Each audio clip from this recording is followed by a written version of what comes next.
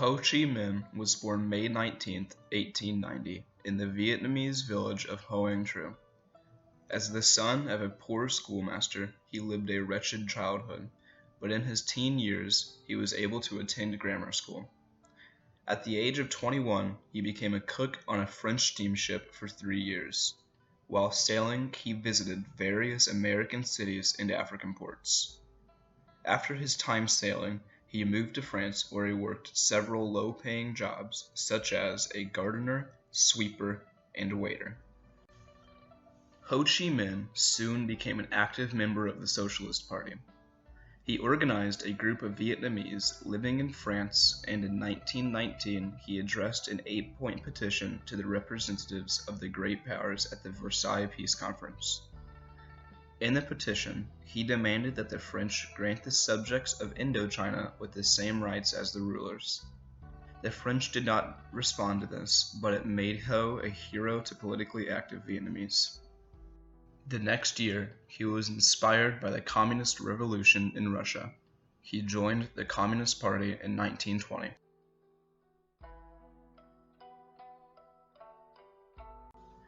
After the defeat of Germany in 1940, Ho and his followers plotted to use this turn of events to their advantage. Crossing the border into Vietnam in January 1941, the comrades organized the Vietnam Doc Lap Dong Minh Hoi, or the League for the Independence of Vietnam.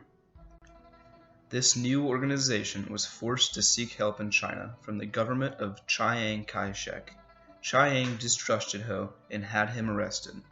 Ho was imprisoned in China for 18 months, during which he wrote his famous book, Notebook from Prison.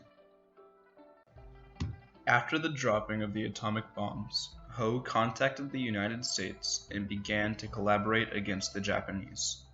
During this, the Viet Minh guerrilla fighters fought the Japanese in the mountains of South China. When Japan surrendered to the Allies, Ho's commando forces entered Hanoi in August.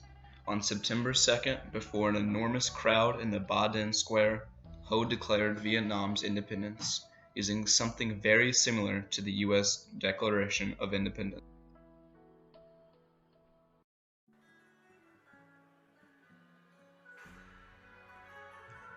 The French had made Ho give the right to hold power to others besides the Viet Minh. This agreement was unsatisfactory to extremists on both sides. Ho Chi Minh went to France for a series of conferences and concluded a second agreement.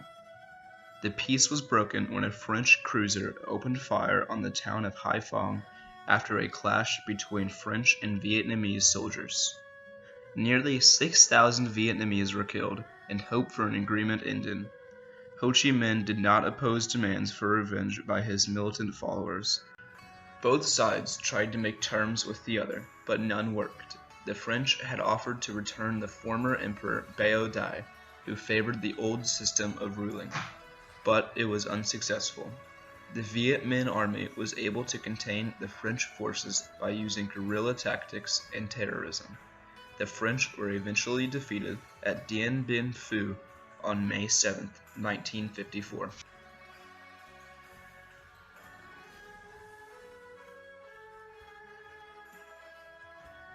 In 1954, representatives of 8 countries, with Vietnam represented by 2 delegates, one made of supporters of Ho Chi Minh and the other made of supporters of Bao Dai, met in Geneva to find a solution.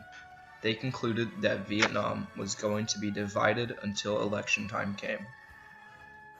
North Vietnam, which was where Ho and his associates were located, was a poor country cut off from the agriculture of the South. The leaders had to ask for help from larger communist allies. Ho Chi Minh was a great politician. He kept the balance of the communist nations and often acted as a mediator between them. Near the beginning of 1959, North Vietnam was involved in a war. His country was ravaged by conflict, especially after U.S. airstrikes began. Ho kept the country's morale high by giving many speeches and making valuable mottos. Ho lived only long enough to see the very beginning of the negotiations. The removal of the powerful leader crushed the North.